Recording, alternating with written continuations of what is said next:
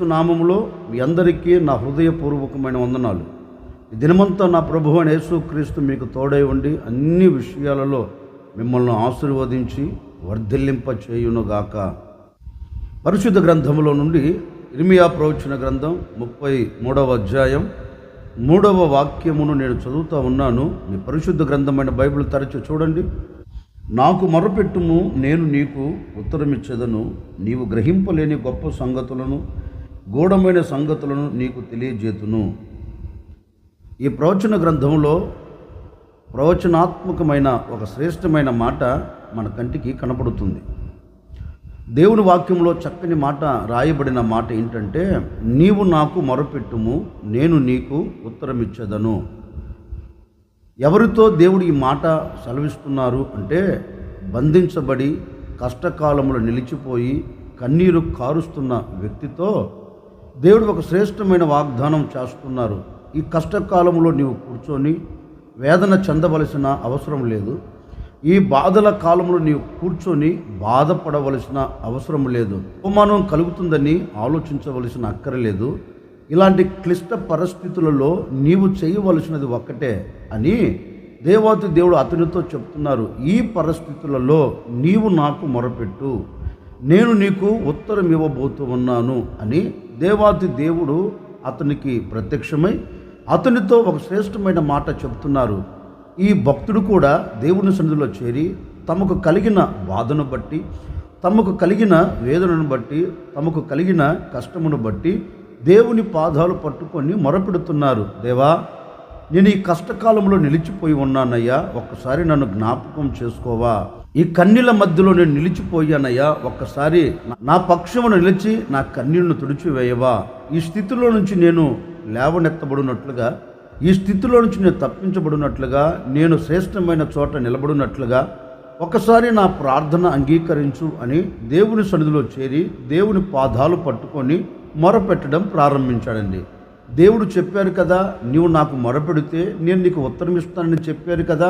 వెంటనే ఇతని మొరను విన్న దేవుడు, ఇతని కష్టమును చూచిన దేవుడు, ఇతని బాధను చూచిన దేవుడు మరుక్షణమే అతడు పడి ఉన్న చోటికి దిగి వచ్చి ఆ స్థితిలో నుండి అతనికి ధైర్యమును కలగచేసి అతన్ని విడిపించడం ప్రారంభించారు. ఇదే భక్తుడు మరొక చోట రాస్తారు, నేను బందీ గృహములో బంధించబడినప్పుడు నా కష్టదినమున నేను నా దేవుని సహాయం కొరకు మొరపెట్టాను. నేను మొరపెట్టిన దినమున ఆయన నాకు ప్రత్యక్షమై భయపడకుము అని నన్ను ధైర్యపరిచారు అంటాడండి. నిజమే, ఇతను కష్టకాలంలో ఉన్నప్పుడు మొరపెడితే ఇతని మొరను విని మొరపెట్టిన దినమున అతనికి సహాయము చేయుటకు దేవాతి దేవుడు దిగివచ్చి అతనికి సహాయము చేసినట్లుగా లేఖనములో గ్రంథస్థం చేయబడింది. నిజమే, ఆ భక్తుడు తనకు కలిగిన కష్టమును బట్టి మొరపెట్టాడు. మొరపెట్టిన మరుక్షణం దేవుని ప్రత్యక్షత చూచాడు. చూచిన మరుక్షణం అతనికి సహాయం కలిగింది, విడుదల పొందాడు. ఈ ఉదయకాల సమయంలో ఒక సేవకుడిగా నేను కూడా మీతో చెప్పాలి అనుకున్న నా దేవుని మాట ఏంటంటే, మరి ఏ కష్టములో నిలిచిపోయి ఉన్నావో నాకు తెలియదండి. ఏ బాధల మధ్యలో నువ్వు బంధించబడి కన్నీరు కారుస్తున్నావో నాకు తెలియదండి. ఎలాంటి సమస్యల మధ్యలో నువ్వు నిలబడి సమస్యలను దాటుకోలేక, సమస్యల మీద జయమును చూడలేక ఒకవేళ కుప్పగా కొల్చబడి ఉన్నావేమో, బంధించబడిన స్థితిలో నీవు నిలిచిపోయి ఉన్నావేమో, అటు వెళ్ళలేక ఇటు వెళ్ళలేక ఏమి చెయ్యాలో అర్థం కాక నిస్సాయ స్థితిలో నువ్వు నిలిచిపోయి సహాయం కొరకు వేచి చూస్తున్నావేమో. ఈనాటి వరకు సహాయం కొరకు వేచి చూచినప్పటికీ కూడా ఎవరి వలన నీకు సహాయం కలగకపోవచ్చేమో. ఈ ఉదయకాల సమయంలో ఒక సేవకుడిగా చెప్తున్నాను, నీ కష్ట దినమున ఈ ఉదయకాల సమయంలో నువ్వు దేవుని పాదాలు పట్టుకొని నువ్వు మొరపెట్టగలిగితే, నువ్వు ఏ స్థితిలో పడి ఉన్నా, ఎలాంటి స్థితిగతుల మధ్యలో నువ్వు నడిపించబడుతున్నా, ఎలాంటి వేదన కలిగి క్లిష్ట పరిస్థితిలో నువ్వు నిలిచిపోయినా, ఈ ఉదయకాల సమయంలో నువ్వు దేవుని పాదాలు పట్టుకొని మొరపెట్టగలిగితే, ఆయన అంటున్నారు కదా, నువ్వు నాకు మొరపెట్టు, నేను నీకు ఉత్తరం ఇచ్చేదను అంటున్నారు. మరి ఈరోజు నువ్వు చేయవలసిన పని అంతా ఒకటేనండి. నీ కష్టదినమున నువ్వు దేవుని పాదాలు పట్టుకొని ఈ ఉదయకాల సమయమున, దేవా, నేను కష్టములో నిలిచిపోయాను, ఈ కష్ట దినములలో నుండి నన్ను విడిపించవా, నన్ను తప్పించవా అని దేవుని పాదాలు నీవు పట్టుకొని వేడుకోగలిగితేనండి, ఈ ఉదయకాల సమయంలోనే నా ప్రభు నీ మొరను అంగీకరించబోతూ ఉన్నారు, నీ మొరను ఆలకించబోతూ ఉన్నారు. ఆ రోజు బందీ గృహములోనికి దిగివచ్చినట్లుగా నీవు పడి ఉన్న చోటికి నా ప్రభు దిగివచ్చి ఆ చోట నుంచి నిన్ను లేవనెత్తబోతూ ఉన్నారు. శ్రేష్టమైన చోట నిన్ను నిలబెట్టబోతూ ఉన్నారు. శ్రేష్టమైన చోట నిన్ను నిలిపి ఆశీర్వాదానికి నాంది పలుకున్నట్లుగా అద్భుతం చేయబోతూ ఉన్నారు. నా ప్రభు నీకు మంచి దినములు ఇచ్చుటకు, నా ప్రభు శ్రేష్టమైన దినాలు నీ ఎదుట నిలుపుటకు ఆయన కరములు చాచి నీవు పడి ఉన్న చోట నుండి ఆయన సహాయము చేయుటకు దిగివచ్చి నిన్ను లేవనెత్తి సమాజంలో విలువగా నిన్ను నిలబెట్టబోతూ ఉన్నారు. కనుక కంగారు పడవలసిన అక్కర్లేదు. ఇది జరుగుతాదో లేదో, దీనిని చూస్తానో లేదో అనే కంగారు అవసరం లేదండి. నా దేవుడు ఎవరు అంటే మాట ఇస్తే మాట తప్పనివాడు, మాట ఇస్తే మాటను నెరవేర్చుటకు సర్వశక్తి కలిగిన దేవుడు. ఆయన అంటున్నాడు, నువ్వు నాకు మొరపెట్టు, నీ కష్టదినమున మొరపెట్టు, నీ శ్రమ దినమున మొరపెట్టు, నీకు కలుగుతున్న వేదన కలిగిన దినమున మొరపెట్టు, నేను నీకు ఉత్తరం ఇచ్చి సహాయము చేస్తాను అన్నట్లుగా ఈ ఉదయకాల సమయంలో నువ్వు మొరపెట్టి చూడు. ఎక్కడ నీవు నిలిచి ఉన్నావో, ఎక్కడ అడుగు ముందుకు వేయలేక నిస్సాయ స్థితిలో కుప్పగా కొలచబడిపోయావో, ఆ చోట నిలబడి వేదన చెందుతున్నావో, ఆ చోటకే నా ప్రభు దిగి రాబోతూ ఉన్నారు. ఎక్కడ పడిపోయావో, ఎక్కడ కృంగిపోయావో, ఎక్కడ నిస్సాయ స్థితి కలిగి వేదన చెందుతున్నావో ఆ చోటకే నా ప్రభు దిగివచ్చి ఆయన నిన్ను లేవనెత్తబోతూ ఉన్నారు. నీవు మొరపెట్టగలిగితే నీ మొరను ఆయన విని నీ పట్ల అద్భుతమైన కార్యం జరిగించబోతూ ఉన్నాడని. ఇంతవరకు పడిన వేదన, ఇంతవరకు పడిన బాధ, ఇంతవరకు నీవు చూస్తున్న ప్రతికూలమైన పరిస్థితులు ఇక మీదట నీ ఎదుట నిలబడకుండా నా ప్రభు దానిని తీసివేయబోతూ ఉన్నారు. మొరపెట్టి చూడు, ఆయన నీకు ఉత్తరం ఇవ్వకపోతే నన్ను అడుగు. మొరపెట్టి చూడు, ఆయన కార్యం చేయకపోతే అడుగు. మొరపెట్టి చూడు, ఆయన నీ పట్ల అద్భుతం చేయకపోతే అడుగు. ఈరోజు నీవు మనస్ఫూర్తిగా నీవు దేవుని పాదాలు పట్టుకొని మొరపెట్టగలిగితే ఒక అద్భుతమైన కార్యమును నువ్వు చూడగలుగుతావు. బాబు, నేను మొరపెడుతున్నానయ్యా, నాకు సహాయం కలగట్లేదు అని నువ్వు అంటున్నావు. ఎలా మొరపెడుతూ ఉన్నావు అంటే నీ పాపమును విడిచి నువ్వు మొరపెట్టాలండి. నీ పాపమును విడిచి నీవు మొరపెట్టగలిగితే నిశ్చయముగా ఆయన నీ మొర వింటాడు. ఏదో నామక వాస్తిలాగా, ఏదో చేయాలి అన్నట్లుగా, ఏదో కష్టం కలిగింది కదా అని మొరపెట్టినట్లుగా కాదు. నీ హృదయంలో ఉన్న పాపమును విడిచి, నీ హృదయంలో ఉన్న పాపపు తలంపులను విడిచి నీవు దేవుని పాదాలు పట్టుకొని మొరపెడితే ఆయన వింటాడు. అందుకే లేఖనం కూడా చెప్తున్న మాట ఏంటంటే పాపుల మనవి ఆయన అంగీకరించడంటండి, పాపుల మొరను ఆయన అంగీకరించడంటండి. అందుకని ఈ ఉదయకాల సమయంలో నువ్వు ఎలా మొరపెట్టాలి అంటే నీ పాపమును విడిచి, ఈ పాపమును వదిలించుకొని నువ్వు దేవుని పాదాలు పట్టుకొని నువ్వు మొరపెట్టగలిగితే నిశ్చయముగా నా ప్రభు నీ ప్రార్థన వినబోతూ ఉన్నాడు, నీ మొరను అంగీకరించబోతూ ఉన్నాడు, నీ మొరను ఆలకించి అద్భుతమైన కార్యం జరిగించబోతూ ఉన్నారు. అందుకని ఈ ఉదయకాల సమయంలో నీవు పాపమును విడిచి మొరపెట్టగలిగితే ఒక అద్భుతమైన కార్యమును చూడబోతూ ఉన్నావు. నీ మొర దేవుని యొద్దకు వెళ్ళబోతూ ఉంది. నీ మొరకు సమాధానమును పంపబోతూ ఉన్నారు. సమాధానం వచ్చి నీ ఎడల నవనూతనమైన కార్యం జరిగించబోతుంది. ఏ పరిస్థితుల్లో ఉన్నా నా దేవుడు నీ పట్ల కార్యమును జరిగించబోతూ ఉన్నారు. కనుక పాపమును విడిచి నీవు మొరపెడితే ఆయన నీ మొర విని ఒక అద్భుతమైన కార్యము జరిగిస్తారండి. అందుకే లేఖనం అంటుంది, నీవు నాకు మొరపెట్టు, నేను నీకు ఉత్తరం ఇస్తాను అన్నారు. మరి ఎలాంటి ఉత్తరం ఆయన మనకిస్తారు? నీవు పాపమును విడిచి దేవుని సన్నిధిలోనికి వచ్చి నీవు మొరపెడితే ఆయన ఎలాంటి ఉత్తరం ఇస్తాడు నీకు? పరిశుద్ధ గ్రంథములో నుండి యెషయా ప్రవచన గ్రంథం 30వ అధ్యాయం 19వ వాక్యమును నేను చదువుతా ఉన్నాను. మీ పరిశుద్ధ గ్రంథమైన బైబిల్ తెరచి చూడండి. జనమ, నీవిక నేమాత్రము కన్నీళ్లు విడవవు, ఆయన నీ మొర విని నిశ్చయముగా నిన్ను కరుణించును, ఆయన నీ మాట వినగానే నీకు ఉత్తరం ఇచ్చును. దేవుని వాక్యములో ఒక శ్రేష్టమైన మాట రాయబడిందండి. ఏ వ్యక్తి అయితే పాపమును విడిచి ఆయనకు మొరపెడతారో ఆ వ్యక్తిని గురించి లేఖనం అంటుంది, ఆ వ్యక్తి దేవుని సన్నిధిలోనికి వెళ్ళి మొరపెట్టిన మరుక్షణమే ఆయన ఉత్తరం ఇస్తాడంటండి.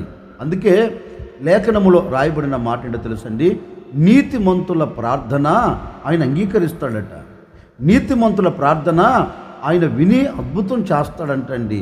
నీతిమంతునిగా మొరపెడితే కార్యం జరిగిస్తాడంటండి. అందుకే వాక్యం చెప్తుంది, ఏ వ్యక్తి అయితే పాపమును విడిచి మొరపెడతారో ఆ వ్యక్తి దేవుని సన్నిధిలోనికి వచ్చి తమకు కలిగిన కన్నీళ్ళ నిమిత్తం, తమకు కలిగిన వేదన నిమిత్తం, తనకు కలిగిన బాధ నిమిత్తం దేవుని పాదాలు పట్టుకొని, దేవా నేను ఈ కన్నీళ్ళ మధ్యలో నిలిచిపోయానయ్యా, ఈ కన్నీళ్ళే నా జీవితంలో వెంటాడుతూ ఉన్నాయి కనుక ఈ కన్నీళ్లకు ముగింపును కలగచేయి అని దేవుని పాదాలు పట్టుకొని మొరపెడితేనంట దేవుని వాక్యం అంటుంది, నీవు మొరపెట్టిన మరుక్షణమే ఆయన నీకు ఉత్తరం ఇచ్చి నీ కన్నీళ్లను తుడిచివేస్తాడంటండి. ఎలాంటి ఉత్తరం ఇస్తాడు? నీ పాపమును విడిచి మొరపెడితే అంటే నీ కన్నీళ్లను తుడిచివేయగలిగిన ఉత్తరం ఆయన ఇస్తాడంటండి. అందుకే లేఖనం చెబుతుంది, జనమా నీవు ఇక మీదట కన్నీళ్లు విడవవు, ఎందుకంటే నీవు నా సన్నిధిలోనికి వచ్చి మొరపెడుతున్నావు గనక, నీవు నా సన్నిధిలోనికి వచ్చి నీ పాపమును విడిచి నీవు నీతిమంతునిగా తీర్చుకొని నీవు పవిత్రపరుచుకొని నా పాదాలు పట్టుకొని నీకు కలుగుతున్న కన్నీళ్ళ విషయమై, నీకు కలుగుతున్న వేదన విషయమై, నీకు కలుగుతున్న శోధన విషయమై నీవు నా పాదాలు పట్టుకొని మొరపెడుతున్నావు గనక నేను నీకు ఉత్తరం ఇస్తున్నాను. ఎలాంటి ఉత్తరం ఇస్తున్నా తెలుసా? ఇక మీదట నీ కంట కన్నీరు రాకుండా, ఇక మీదట నీ కంట కన్నీరు కార్చబడకుండా, ఆ కన్నీళ్లకు ముగింపును ఇవ్వగలిగిన ఉత్తరము నేను దయచేయబోతూ ఉన్నాను. ఇక మీదట ఏ కన్నీరు నీ కంట రాదు అని దేవుడు వారికి ఉత్తరం ఇచ్చి వారి కన్నీరును తుడిచివేశాడంటండి. ఈ ఉదయకాల సమయంలో ఒక సేవకుడిగా నేను మీతో చెప్పాలనుకున్న మాట ఏంటంటే, మరి ఏ కన్నీళ్ళ మధ్యలో నువ్వు నిలిచిపోయి కన్నీరు కారుస్తూ ఉన్నావు? సమస్యలన్నీ నీ ముంగిటి నిలబడి నిన్ను భయపెడుతూ ఉంటే, పరిస్థితులన్నీ ప్రతికూలంగా మార్చబడి నీకు వేదనను కలగచేస్తుంటే, నీ గుండెకు తగిలిన గాయమును బట్టి నీవు కృంగిపోతూ ఉంటే, ఈ పరిస్థితులన్నింటినీ తలంచుచు కన్నీరు కారుస్తున్నావు కదా నేటి వరకు. ఆ కన్నీళ్ళ మధ్య నుంచి విడుదల పొందలేక, ఆ కన్నీళ్ళ మధ్య నుంచి తప్పించబడలేక, ఇక నా బ్రతుకు ఇంతే, నా జీవితం ఇంతే, నా కుటుంబ పరిస్థితి ఇంతే, ఇక నేను బ్రతుకు దినములన్నిట కన్నీరే చూడాలా, బ్రతుకు దినములన్నిట కన్నీరే కార్చాలా అనే నిస్సహాయ స్థితిలో నేటి వరకు పడిపోతూ కృంగిపోతూ వస్తున్నావు కదా. అలాంటి పరిస్థితిలో ఉన్న నీకే నా ప్రభు ఒక శ్రేష్టమైన మాట చెబుతున్నారు. వాటి మధ్యలో నుంచి నీవు తప్పించబడి శ్రేష్టమైన ఆనందాన్ని నువ్వు చూడాలి అంటే ఈ ఉదయకాల సమయంలో నువ్వు చేయవలసింది ఒక్కటేనండి, నీ పాపమును విడిచి నీవు దేవుని పాదాలు పట్టుకొని మొరపెట్టగలిగితే ఇప్పటి వరకు నేను వెంటాడుతున్న ఏ కష్టముతో కూడిన కన్నీరైనా, ఏ వేదనతో కూడిన కన్నీరైనా, ఏ బాధతో కూడిన కన్నీరైనా, నీ గుండెకు తగిలిన గాయములో నుంచి వస్తున్న కన్నీరైనా నా దేవుడు ఈ దినమున దానిని తీసివేయబోతూ ఉన్నారు. నీవు పాపమును విడిచి మొరపెడుతున్నావు గనక నీ మొర ఆయన నిశ్చయముగా అంగీకరించబోతూ ఉన్నారు. నీవు మొరపెడుతూ ఉండగానే నీకు ఉత్తరము ఇవ్వబోతూ ఉన్నారు. నీవు మొరపెడుతూ ఉండగానే ఆయన నీ పక్షమున దిగివచ్చి అద్భుతం చేయబోతూ ఉన్నారు. కనుక ఈ ఉదయకాల సమయంలో మనసు విప్పి నీవు మొరపెట్టి చూడు. ఈ దినమే నీవు పడి ఉన్న చోటికి నా ప్రభు దిగి రాబోతూ ఉన్నారు. నీవు మొరపెడుతున్న దినమందే, కష్టము కలిగి మొరపెడుతున్న దినమందే, నీవు కన్నీరు కారుస్తూ మొరపెడుతున్న దినమందే నా ప్రభు నీ కన్నీళ్ళ మధ్యలోనికి దిగి రాబోతూ ఉన్నాడు. నీ కష్ట దినములోనికి దిగి రాబోతూ ఉన్నాడు. నీ వేదన కలిగిన దినములోనికి నా ప్రభు దిగి రాబోతూ ఉన్నాడు. ఆయన దిగి వచ్చి ఆ చోట నుంచి నిన్ను లేవనెత్తి నీ కన్నీరును తుడిచివేసి ఈ దినము నుండి నీ నోటి నిండా ఆనందాన్ని కలగచేయబోతూ ఉన్నారు. కంట కన్నీరు కలగకుండా, నీ హృదయములో వేదన ఉండకుండా, నీవు పడుతున్న బాధ ఇక మీదట పడకుండా ఆ దేవుడు నిశ్చయముగా నీ మొరను ఆలకించి అంగీకరించి నీ కుటుంబం పట్ల అద్భుతమైన కార్యం జరిగించబోతూ ఉన్నారు. కనుక ఏ కష్టంలో నీవు ఉన్నావో మొరపెట్టు చూడు. అందుకే లేఖనంలో కూడా ఒక శ్రేష్టమైన మాట రాయబడిందండి. కన్న తల్లి చిన్న బిడ్డను పొదలో విసిరి కొడితే ఆ పొదల్లో నుండి మొరపెడుతున్నాడంటే దేవునికి, తనకు కలిగిన కష్టమును బట్టి దేవునికి మొరపెడుతున్నారు. అయ్యా నేను కష్టములు నిలిచిపోయానయ్యా, నా తల్లి కష్టంలో నిలిచిపోయిందయ్యా, ఏమి చేయాలో అర్థం కాక శ్రమ కలిగిన పొదలో నేను పడిపోయానయ్యా, ఈ పొదల మధ్య నుంచి నేను విడుదల పొందాలి, ఒక్కసారి నీవు నన్ను జ్ఞాపకం చేసుకో, ఒక్కసారి నీ కనుదృష్టి నా మీద ఉంచి ఈ పరిస్థితుల నుంచి నన్ను నా తల్లిని విడిపించు అన్నట్లుగా పొదలో నుండి ఆ చిన్నవాడు దేవునికి మొరపెడితే వాక్యం అంటుంది, పొదలో నుండి చిన్నవాడు మొరపెట్టగా దేవుడు చిన్నవాని మొరను విని వారి మధ్యలోనికి దిగివచ్చి దేవుడు వారికి సహాయం చేసి వారిని విస్తరింప చేసినట్లుగా లేఖనం సెలవిస్తుందండి. నిజమే, మన దేవుడు ఎవరు అంటే నీవు ఎక్కడ పడి ఉన్నా, ఏ చోట నీవు పడి ఉన్నా అక్కడ నుండి మొరపెడితే ఆయన అక్కడికే దిగి వస్తాడు. నువ్వు ఎక్కడికో వెళ్ళవలసిన అక్కర్లేదు, చోటుకో నువ్వు పరుగులు తీయవలసిన అక్కర్లేదండి.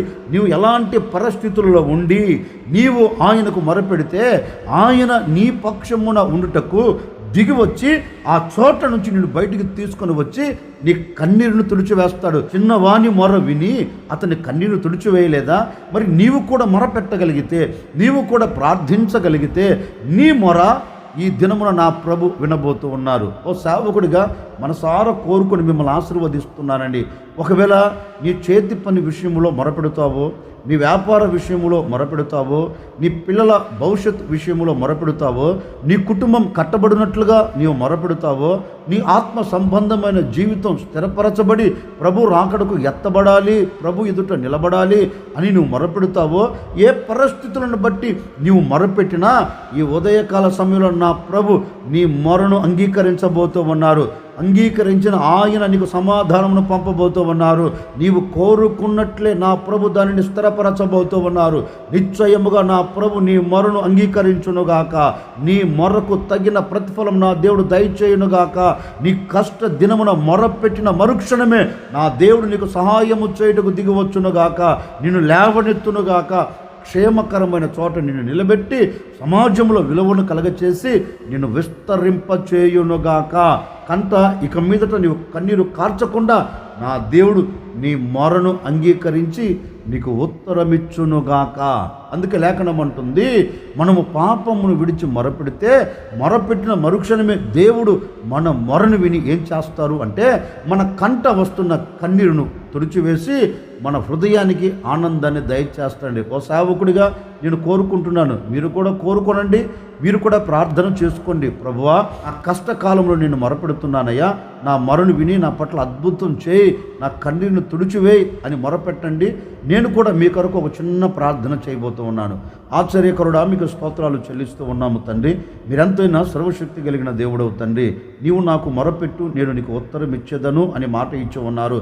మా పాపమును విడిచి మేము మొరపెడితే మీరు మా మొరను విని మా కన్నీరును తుడిచివేసి ఆనందాన్ని దయచేస్తారు అని చెప్పినట్లుగా ఎందరైతే మొరపెడుతున్నారో ప్రతి కుటుంబానికి కన్నీరు తుడిచివేయబడునుగాక, ప్రతి కుటుంబం ఆనందముతో సాగి వెళ్ళునుగాక. నాయన, వారు చేస్తున్న చేతి పని కావచ్చు, వ్యాపారములు కావచ్చు, ఉద్యోగములు కావచ్చు, ఆత్మ సంబంధంగా కావచ్చు, ప్రతి చోట వారికి ఆనందం కలిగి ఆశీర్వాదకరంగా సమాజంలో నడిపించబడినట్లుగా మీరు సహాయం చేయమని, ఈ దినమంతా కూడా ప్రజలతో మీరు తోడై ఉండి దీవెనకరంగా మలచమని యేసు నామములు అడిగి వేడుకొనుచున్నాము తండ్రి, ఆమెన్. ఈ దినమంతా నీవు మొరపెడుతున్న ప్రతి మొరను నా దేవుడు విని నీ కుటుంబం పట్ల కన్నీరు రాకుండా నా దేవుడు ఆనందాన్ని దయచేయునుగాక. ఆమెన్.